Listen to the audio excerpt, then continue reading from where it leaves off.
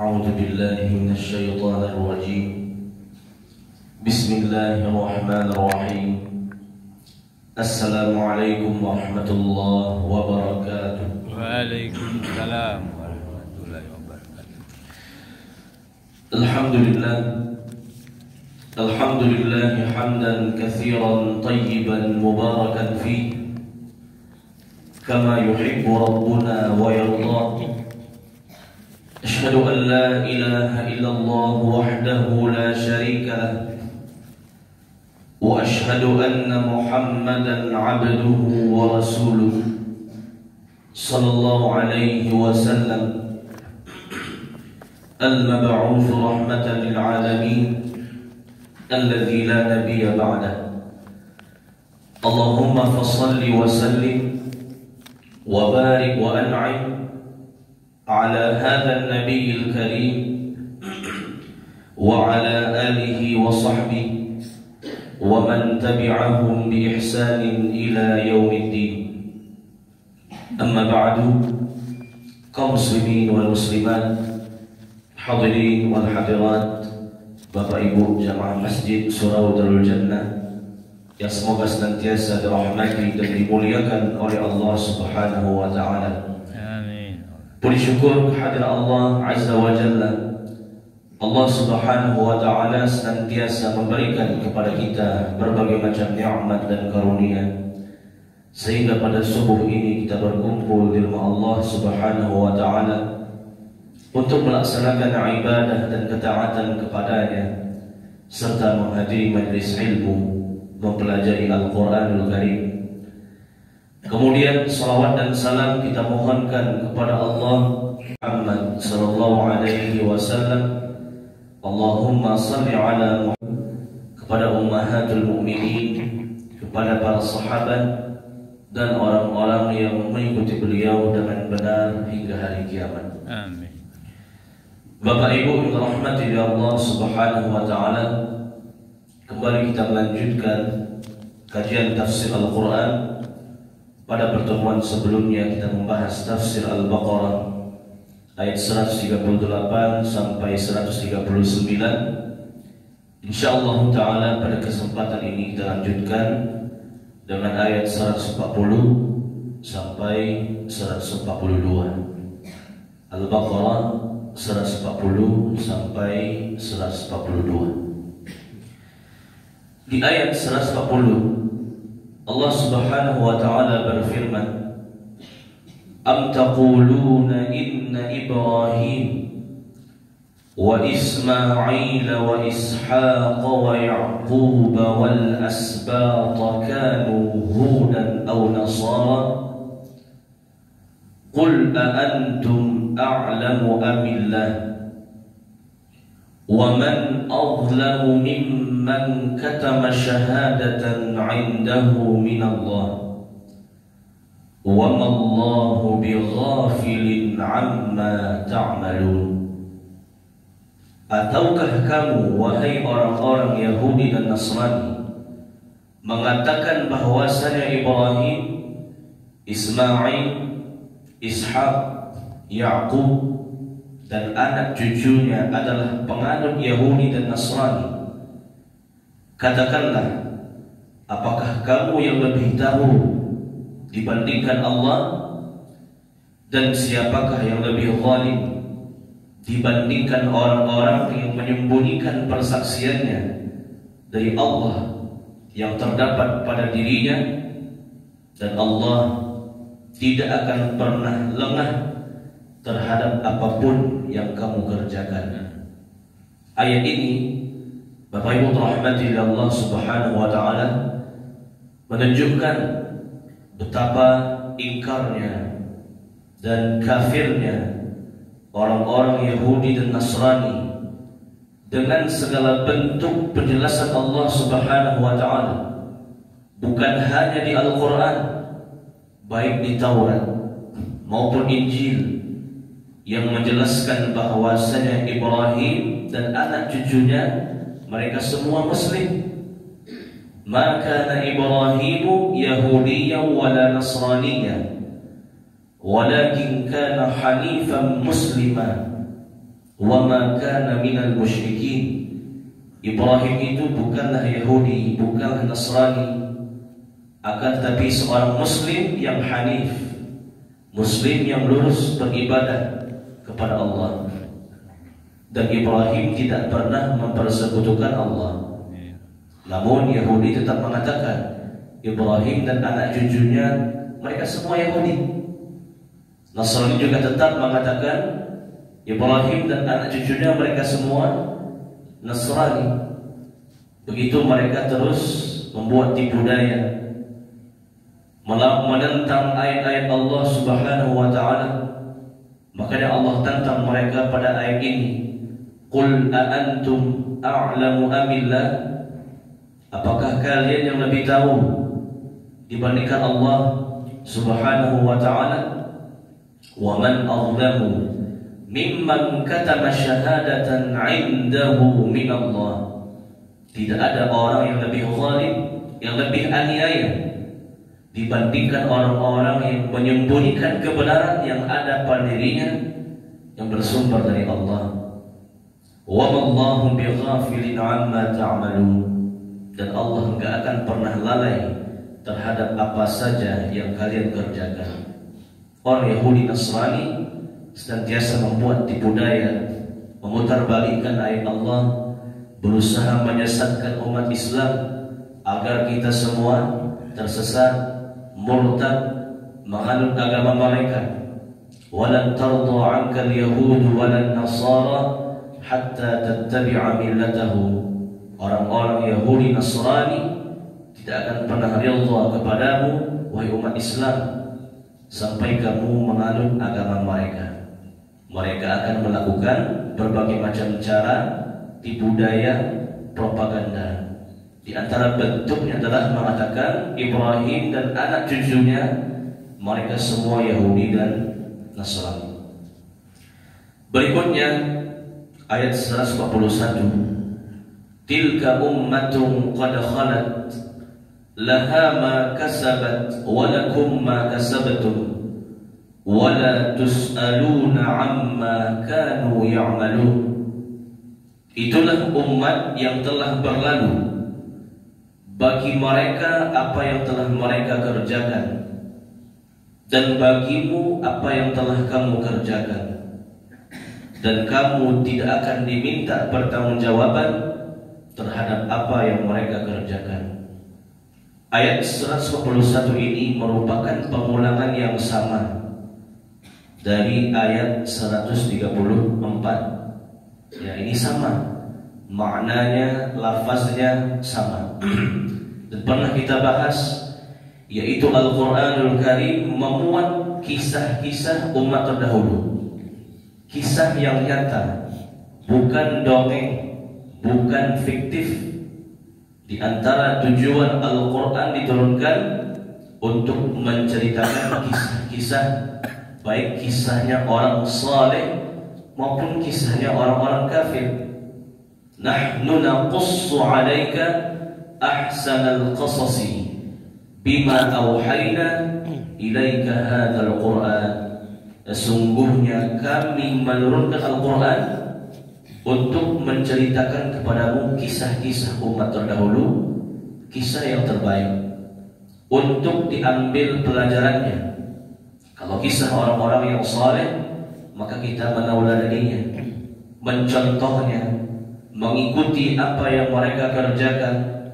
Kalau kisahnya kisah orang-orang kafir yang dibinasakan oleh Allah Subhanahu wa ta'ala, seperti umat Nabi Nuh, kaum 'Ad, kaum Thamud, kaum Madian, Fir'aun, Namrud, kaum Sadum, yang mereka semua dibinasakan oleh Allah Subhanahu wa ta'ala, maka diambil pelajarannya dan jangan sampai kita meniru perbuatan mereka. Tilka ummatun qad khalat. Itulah umat-umat yang sudah melewati.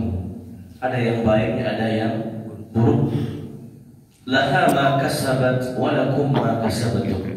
Masing-masing bertanggung jawab atas perbuatannya di hadapan Allah Subhanahu wa ta'ala.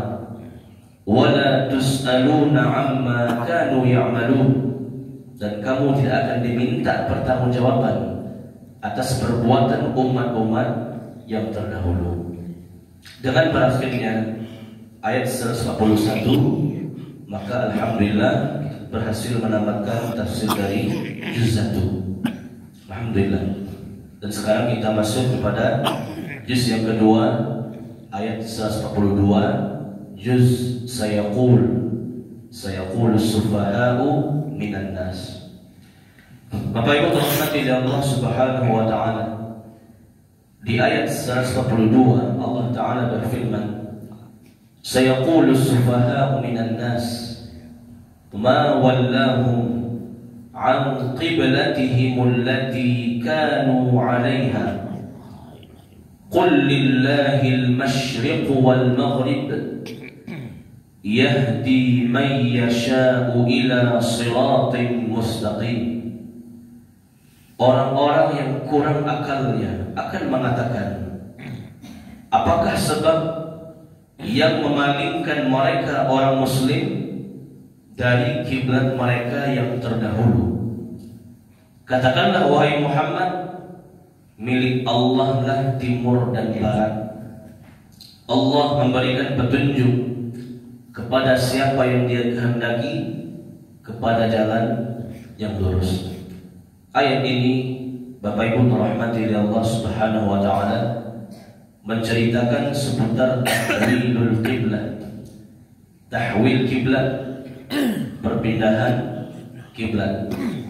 Di masa Rasulullah sallallahu alaihi wasallam, ketika Rasulullah 13 tahun di kota Makkah awal berdakwah, maka kiblatnya menghadap kepada dua kiblat, menghadap kepada Ka'bah sekaligus menghadap ke Baitul Maqdis, Masjidil Aqsa yang berada di Palestina.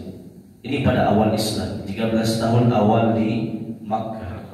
Jadi dipilih sisi Ka'bah yang kalau ditarik garis lurus itu satu garis dengan Masjid Aqsa.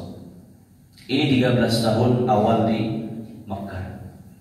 Kemudian Nabi dan para sahabat hijrah ke Madinah.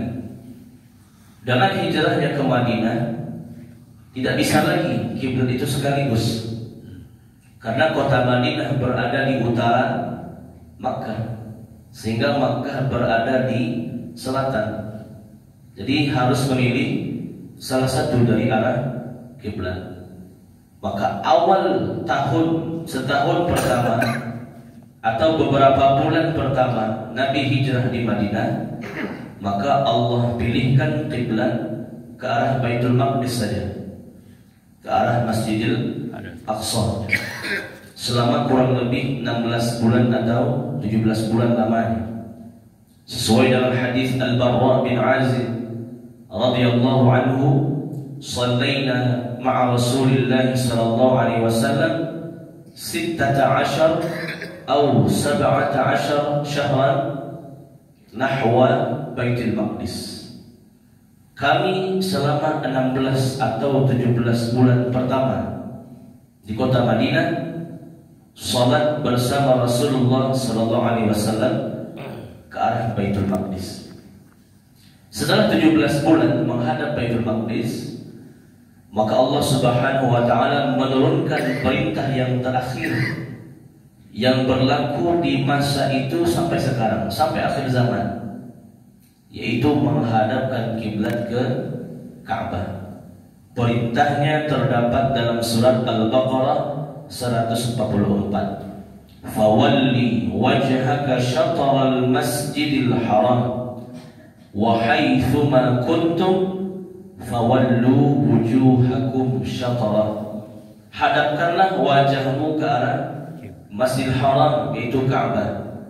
Dimanapun kamu berada di muka bumi ini, mau di utara, selatan, timur, barat, hadapkanlah wajahmu ke arah Masjidil Haram, yaitu Ka'bah.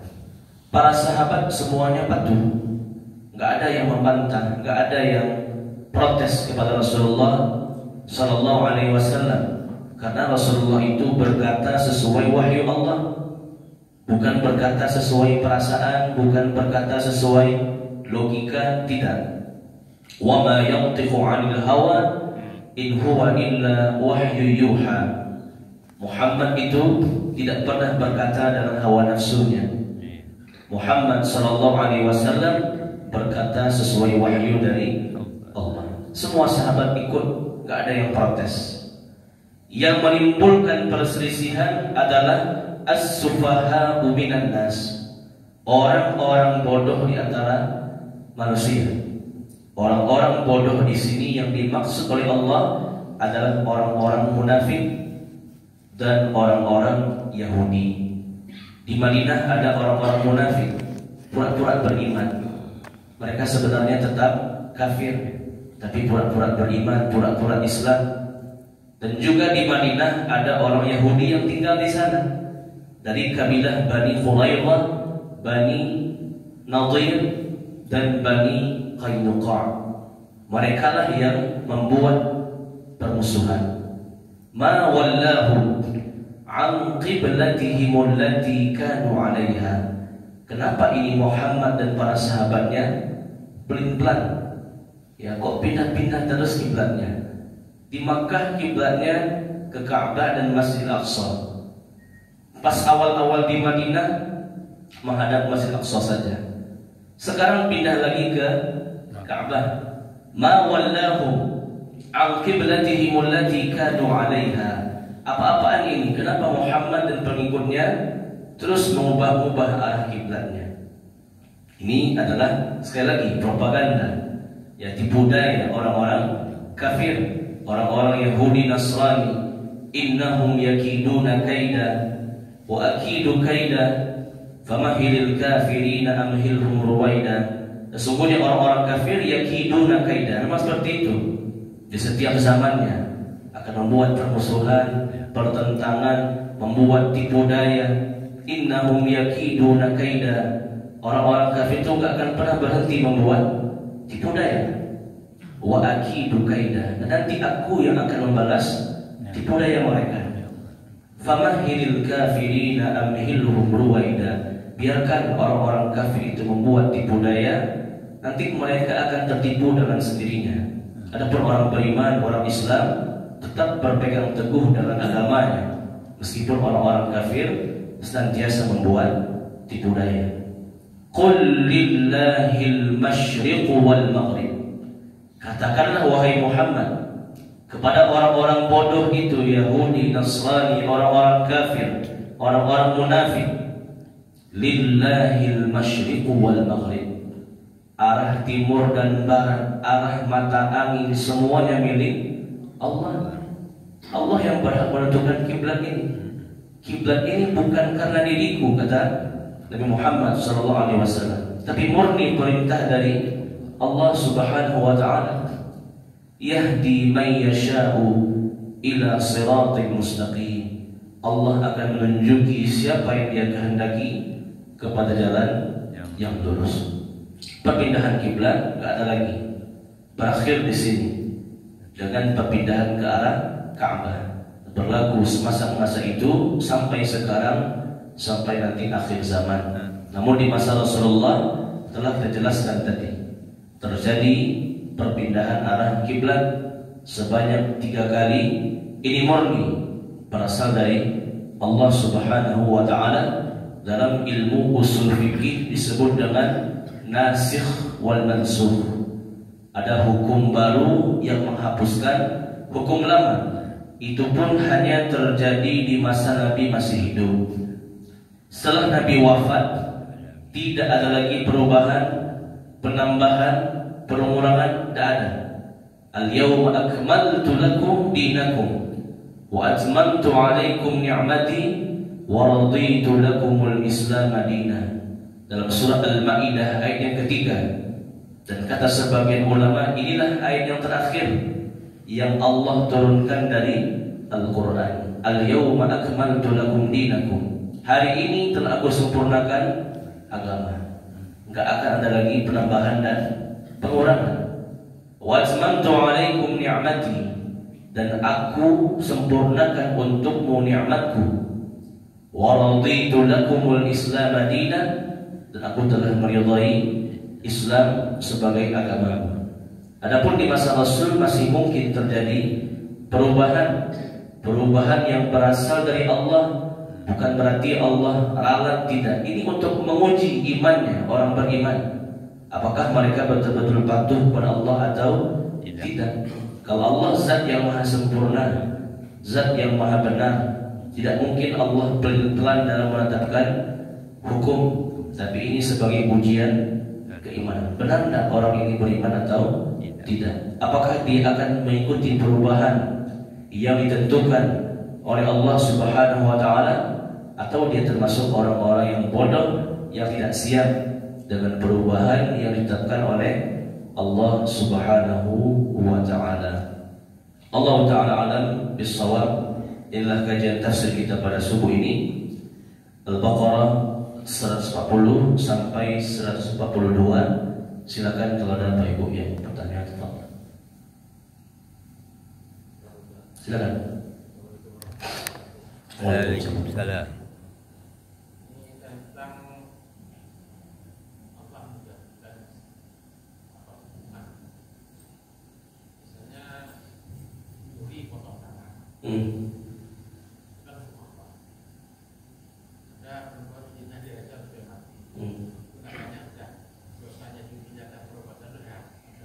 Ya. Termasuk umat yang dulu katanya kalau udah di udah diambil dengan banyak itu, atau kalau sudah hapus juga Muhammad nanti nantanya di hari akhir. Makanya mungkin sekarang orang enak aja berbuat ini karena ini kok di akhir kok dia ini kan. Itu yang pertama. Kemudian tentang arah kiblat. Bumi ini kan katanya bulan. Jadi kalau di bulan itu kita menghadap ke sana juga ujung-ujungnya kan ke arah kiblat juga, Bang. Iya. Benar. Iya, betul. Itu gimana Pak? Katanya orang terbalik tuh. Kan ujung-ujungnya ke arah kiblat juga kan. Di bulan. Baik. Yang pertama terkait dengan azab Allah. Azab Allah kepada orang-orang kafir. Sebagian umat terdahulu dibinasakan oleh Allah Subhanahu wa taala. Umat Nabi Nuh dihancurkan dengan banjir yang sangat besar. Fir'aun dan bala tentaranya ditenggelamkan ke lautan. Ya, umat Nabi Hud dihancurkan dengan angin selama 7 hari 8 malam. Ya, umat Nabi Saleh dihancurkan dengan petir, petikan dari langit. Kaum Nabi Lut, kaum Sadum ditimpakan hujan batu, dihancurkan dengan meteor dari langit. Ini umat-umat terdahulu yang mereka dibinasakan oleh Allah. Dan azab yang sifatnya membinasakan telah berakhir masanya. Dan akhir masa itu adalah ketika Fir'aun ditenggelamkan ke lautan. Setelah Fir'aun ditenggelamkan ke lautan, Allah memutuskan tidak ada lagi azab yang membinasakan. Lalu bagaimana orang kafir itu ketika mereka diazab, apakah dosa mereka dihapuskan? Tergantung mereka. Kalau mereka mohon ampun pada Allah, maka azab itu sebagai kafarat, menghapus dosa. Tapi kalau mereka masih tetap menentang dalam kondisi menerima azab, nah itulah yang menjadi azabnya double. Azab di dunia plus nanti azab di akhirat. Nah, seperti contohnya Kan'an, ya, anak Nabi Nuh. Nabi Nuh berada di atas kapal, ya, Kan'an naik ke atas gunung dan diajak sama Nabi Nuh, ayo naik ke atas kapal, wahai anakku. Gak ada yang bisa selamat pada hari ini kecuali yang naik ke atas kapalku. Kata Kan'an, qala sa'awi ila jabalin ya'simuni minal ma'. Wahai bapakku, aku akan terus mencari bukit atau gunung yang tertinggi yang bisa menyelamatku dari banjir pada hari ini. Akhirnya dia tetap tenggelam, diazab oleh Allah karena nggak mau patuh. Udah datang azab aja masih ingkar, masih kafir, masih membangkang. Ketika azab Allah datang dan dia masih dalam kondisi kafir, ini azab dunia sebelum azab akhirat. Tapi kalau orang-orang tertimpa azab, oh dia segera sadar, mohon ampun kepada Allah. Kemudian dia terkena dampak dari azab itu, akhirnya dia mati. Mudah-mudahan azab itu sebagai takfirul dzunub, sebagai penghapus dosanya, sehingga di akhirat dia enggak diazab lagi. Wala nudziqannahum minal adzabil adna dunal adzabil akbar la'allahum yarji'un. Orang-orang beriman akan tertimpa azab adna, azab dunia, selagi dia mohon ampun, beristighfar kepada Allah, dunal adzabil akbar, agar tidak mendapatkan azab besar di akhirat. Itu tergantung kondisi orangnya juga. Ketika datangnya azab musibah, dia mau beriman, mau rujuk, mau insaf, mau bertaubat atau tidak. Karena azab ini merata. Apalagi di akhir zaman kata Allah, wattaqu fitnatan la tusibanna alladhina zalamu minkum khassah. Takutlah kamu kepada azab yang tidak hanya menimpa pelaku dosanya, semuanya kena. Orang yang soleh, orang yang beriman pun juga kena. Semua azab merata, tapi terkait orangnya tergantung apakah dia ketika turunnya azab dalam kondisi beriman atau dalam kondisi kafir. Kalau dia dalam kondisi beriman, itu sebagai penghapus dosanya. Di akhirat dia nggak diazab lagi oleh Allah. Tapi ketika turunnya azab, bencana, musibah, dia masih ingkar juga, masih bermaksiat juga, masih melawan juga kepada Allah, tidak mau salat, tidak mau beribadah, turun azab. Dalam kondisi itu, maka itu adalah muqaddimah azab, azab permulaan. Sebelum nanti di alam kubur, di akhirat dia mendapatkan azab berikutnya yang lebih parah, yang lebih pedih. Begitu juga dalam hukum-hukum Islam. Dalam Islam, orang yang mencuri dipotong tangannya. Ya, orang yang berzina kalau dia belum menikah dicambuk 100 kali, kemudian dipenjara selama 1 tahun. Kalau dia berzina dan dalam kondisi sudah menikah, maka dia dirajam sampai mati. Sama. Kalau dia menjalani hukuman itu dalam rangka bertaubat kepada Allah, dihapuskan dosanya. Di hari kiamat dia nggak akan diazab lagi. Tapi kalau dia tidak sepenuh hati menjalani hukuman tersebut, maka itu adalah azab permulaan. Sebelum nanti di akhirat dia akan diazab lagi oleh Allah dalam azab yang lebih dahsyat. Dalam sebuah kisah di masa Rasulullah, ada salah seorang perempuan dari kabilah Ghamidi, gak disebutkan namanya, Imra'ah Ghamidiyah, perempuan Ghamidiyah, perempuan dari kabilah Ghamidi. Dia berzina, dia sudah menikah, terjatuh dalam perzinaan, wal'iyazubillah. Kemudian dia mengaku kepada Rasulullah, wahai Rasulullah, tolong hukum aku, tolong rajam aku, karena aku sudah berzina dan aku sudah menikah. Rasulullah boleh tidak mau, tidak usah, cukup taubat kepada Allah, tidak perlu dihukum dengan hukuman seperti ini. Akhirnya dia terus memaksa Rasulullah, dan bahkan dia mengatakan, wahai Rasulullah, di perutku ini ada bayi hasil zinaku. Maka kata Rasulullah, kalau memang engkau mau dihukum juga, lahirkanlah dulu. Setelah melahirkan, kalau mau datang untuk dihukum silahkan, kalau enggak perlu juga, cukup taubat kepada Allah Subhanahu wa Ta'ala. Namun perempuan ini tetap bersikeras. Setelah dia melahirkan anak hasil zinanya, dia kembali datang kepada Rasulullah SAW. Akhirnya Rasulullah dengan berat hati menyetujui permintaannya. Akhirnya dia tetap dihukum rajam sampai mati.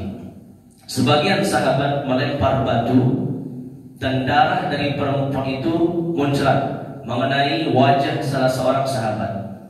Dan sahabat ini melaknatnya, mengutuknya, dasar perempuan berzina, dasar ini itu katanya. Apa kata Rasulullah? Tidak, wahai para sahabatku, sungguh perempuan ini sudah masuk ke dalam surga. Artinya dia menjalani hukuman dengan penuh ikhlas. Memang dia sadar dengan kesalahannya, dia sudah terjatuh dalam zina, dia menjalani hukuman ini dalam rangka taubat. Akhirnya dosanya Allah ampuni, di hari kiamat dia nggak akan diazab lagi. Jadi musibah hukuman Allah turun merata, tapi manusianya tergantung apa dengan niatnya. Apakah niatnya dia taubat, mohon ampun pada Allah, di akhir kiamat dia nggak diazab lagi, atau dia tetap berada di atas kekufurannya, kemaksiatannya, maka itu azab pertama sebelum azab berikutnya di hari kiamat. Yang kedua apa tadi Pak? Kiblat. Terkait bumi itu datar atau bulat, ini rahasia Allah.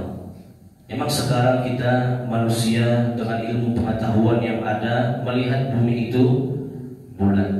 Tapi sebenarnya kata Allah, alam naj'alil arda mihada.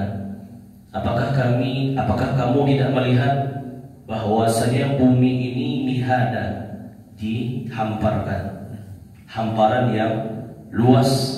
Begitupun kata Allah, bumi itu ada 7 lapisan.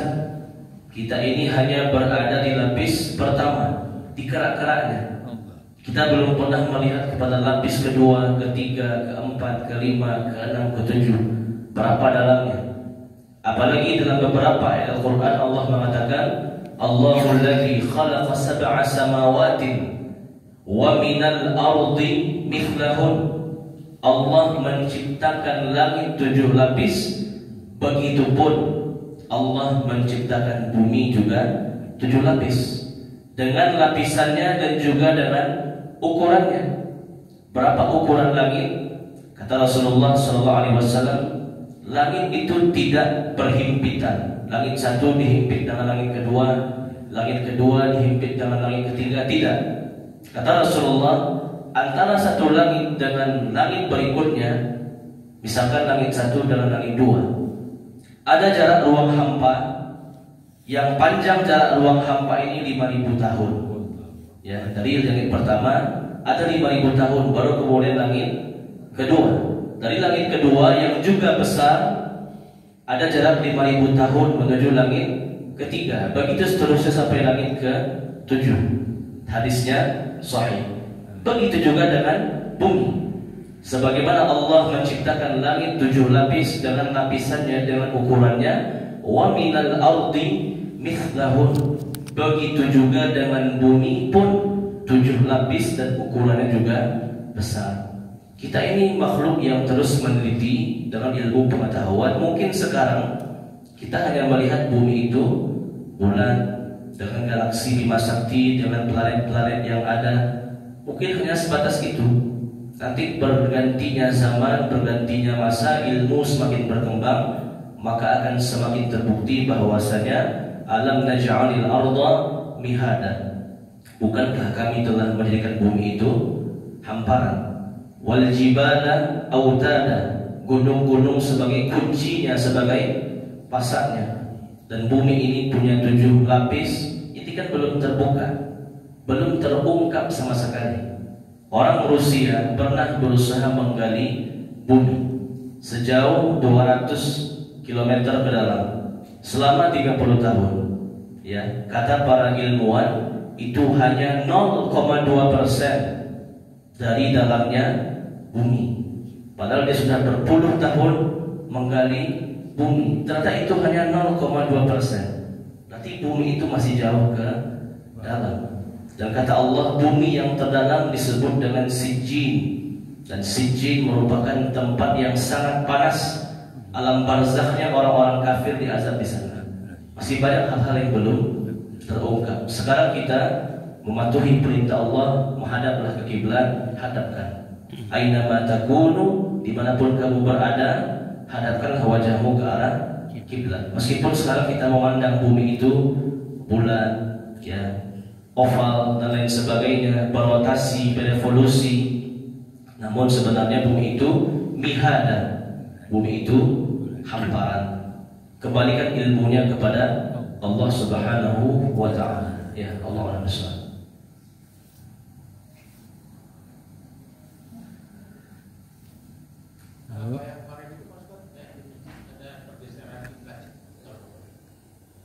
Pengaruh pergeseran kiblat.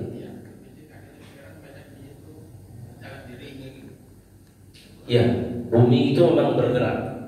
Ya, setiap tahunnya 3 cm sampai 11 cm akan terus bergerak. Mungkin bergerak mendekat atau menjauh, atau ke kanan atau ke kiri. Dan intinya kalau kita kiblat dan tidak melihat Ka'bah, cukup arah. Tidak harus pas presisi ke arah Ka'bah. Yang berarti kita di mana sekarang? Kita di Padang. Ya berarti arah kiblat di barat laut, cukup dengan arah. Kalau orang yang melihat Ka'bah memang harus dia seluruh tubuhnya mengenai Ka'bah.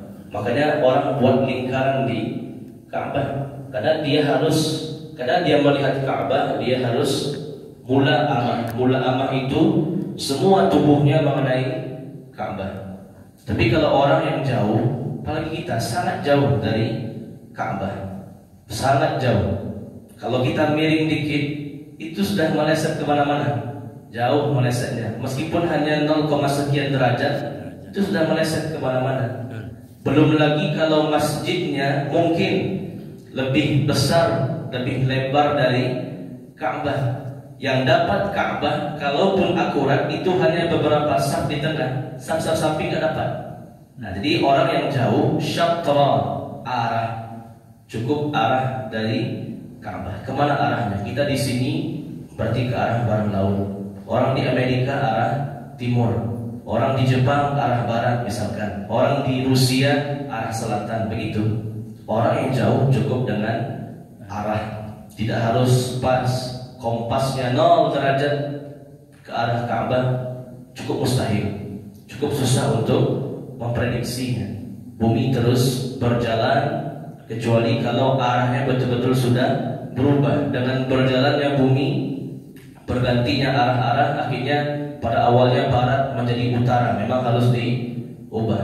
Awalnya barat menjadi selatan, maka diubah ke arah selatan. Tapi kalau masih jarak yang sedikit, insya Allah dipertahankan pun tidak masalah. Karena yang penting adalah arahnya, tidak harus pas derajatnya ke arah Ka'bah, karena kita jauh. Syatral Masjidil Haram, syatra artinya arah. Tapi kalau yang di sekitar Ka'bah, maka harus mula amah, betul-betul pas, badannya semuanya mengenai Ka'bah, sehingga dia membuat lingkaran di sekitar Ka'bah. Ya, Allah a'lam bishawab. Baik, kita cukupkan. Mudah-mudahan bermanfaat. Terlebih terkurang mohon dimaafkan. Subhanakallah bihamdik, asyhadu an la ilaha illa anta, astaghfiruka wa atubu ilaik. Wa sallallahu ala nabiyyina wa rasulina Muhammad wa ala alihi wa sahbihi ajma'in. Wa akhiru da'wana alhamdulillahi rabbil alamin. Wa billahi taufiq wa hidayah. Wassalamualaikum warahmatullahi wabarakatuh. Waalaikumsalam. Tadi itu ceramah Ustaz Sultan. Kajian tentang tafsir Al-Quran.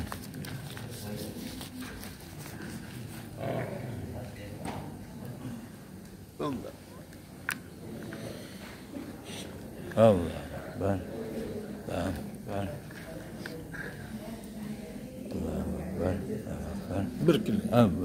Terima kasih banyak Ustaz ceramahnya, semoga besar manfaat bagi